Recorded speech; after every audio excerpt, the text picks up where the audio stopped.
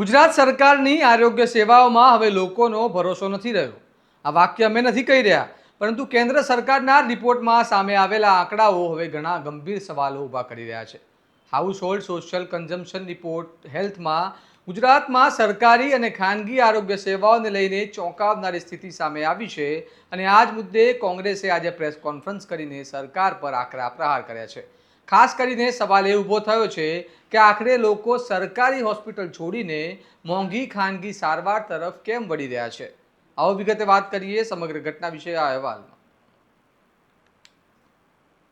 નમસ્કાર, હું ચિરાગ વર્ષાબેન, આપ જોઈ રહ્યા છો સ્વમાન।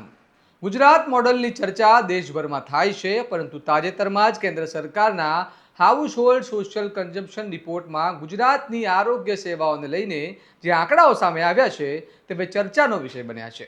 આ મુદ્દે કોંગ્રેસના પ્રવક્તા પાર્થિવરાજ કઠવાડિયાએ અમદાવાદના રાજીવ ગાંધી ભવન ખાતે પ્રેસ કોન્ફરન્સ યોજી સરકાર પર ગંભીર આક્ષેપો લગાવ્યા હતા। તેમણે જણાવ્યું કે ગુજરાતમાં દર્દીઓ પર થતો સરેરાશ આરોગ્ય ખર્ચ ગ્રામ્ય અને શહેરી વિસ્તારોમાં ખૂબ જ અસમાન જોવા મળી રહ્યો છે। રજૂ કરાયેલા આંકડા મુજબ ગ્રામ્ય વિસ્તારમાં એક દર્દી પાછળ સરેરાશ 28,516 રૂપિયાનો ખર્ચ થાય છે, ત્યારે શહેરી વિસ્તારમાં આ ખર્ચ 53,747 રૂપિયા સુધી પહોંચે છે। પરંતુ સૌથી ચોંકાવનારી બાબત એ છે કે આટલો ખર્ચ હોવા છતાં લોકો સરકારી હોસ્પિટલ કરતાં ખાનગી હોસ્પિટલોમાં વધુ સારવાર લેવાનું પસંદ કરી રહ્યા છે। રિપોર્ટ મુજબ ગ્રામ્ય વિસ્તારોમાં માત્ર 28.2% લોકો સરકારી આરોગ્ય સેવાઓનો ઉપયોગ કરે છે, ત્યારે 59.5% લોકો ખાનગી હોસ્પિટલોમાં સારવાર લે છે। શહેરી વિસ્તારોમાં સ્થિતિ વધુ ચિંતાજનક છે, જ્યાં માત્ર 23.5% લોકો સરકારી હોસ્પિટલોમાં સારવાર લે છે, જ્યારે 69.5% લોકો ખાનગી આરોગ્ય સેવાઓ તરફ વળી રહ્યા છે। બાળકોના જન્મના આંકડાઓ પણ અનેક સવાલો ઊભા કરે છે।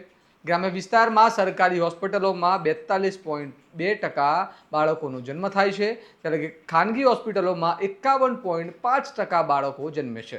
શહેરોમાં તો સરકારી હોસ્પિટલોમાં માત્ર 32.9% જન્મ થાય છે, ત્યારે ખાનગી હોસ્પિટલોમાં 63.5% બાળકોનો જન્મ થતો હોવાનું આંકડાઓમાં સામે આવ્યું છે। કોંગ્રેસના પ્રવક્તા પાર્થિવરાજ કઠવાડિયાએ આક્ષેપ લગાવ્યો કે રાજ્યની સરકારી હોસ્પિટલોમાં તબીબોની ભારે અછત, પૂરતી સુવિધાઓનો અભાવ અને આરોગ્ય તંત્રની નબળી સ્થિતિના કારણે લોકો મજબૂરીમાં ખાનગી હોસ્પિટલોમાં જવાનું પસંદ કરી રહ્યા છે। સાંભળો પાર્થિવરાજ કઠવાડિયા શું કહી રહ્યા છે। ગુજરાત રાજ્યની આરોગ્ય વ્યવસ્થાને લઈ કેન્દ્ર સરકારના એક રિપોર્ટમાં હાઉસહોલ્ડ સોશિયલ કન્ઝમ્પશન હેલ્થના રિપોર્ટમાં કેટલાક ચોંકાવનારા આંકડા સામે આવ્યા છે। આપણે જેને કહી શકાય કે ગુજરાત રાજ્યમાં મેડિકલ અને નોન મેડિકલ એક્સપેન્ડિચર ઉપર ખર્ચ ઉપર ગ્રામ્ય વિસ્તારમાં 28,516 રૂપિયાનો ખર્ચ થાય છે, જ્યારે શહેરી વિસ્તારમાં 53,747 રૂપિયાનો ખર્ચ થાય છે।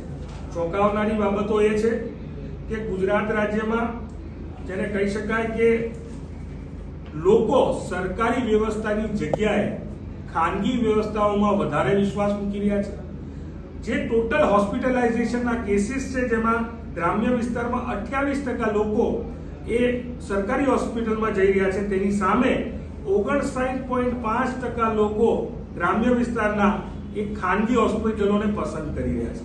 બીજી બાજુ શહેરી વિસ્તારમાં 23.5% લોકો સરકારી હોસ્પિટલને પસંદ કરી રહ્યા છે અને સામે 69.5% લોકો ખાનગી વ્યવસ્થાને પસંદ કરી રહ્યા છે। દુઃખ સાથે કહેવું પડે કે જ્યાં આઉટ ઓફ પોકેટ ખર્ચ જેને કહી શકાય ગુજરાત રાજ્યનો બાળકના જન્મ ઉપર, જેને કહી શકાય ડિલિવરી ઉપર પબ્લિક ગવર્મેન્ટ હોસ્પિટલમાં 832 રૂપિયા થઈ રહ્યો છે, તેની જગ્યાએ પ્રાઇવેટ હોસ્પિટલો ગ્રામ્ય વિસ્તારમાં 25,717 રૂપિયા ઉઘરાવી રહી છે અને શહેરી વિસ્તારમાં 34,414, એટલે કે ખૂબ મોટા પ્રમાણમાં આર્થિક અસમાનતા પણ ક્યાંક ને ક્યાંક શહેરી અને ગ્રામ્ય વિસ્તારમાં જોવા મળે।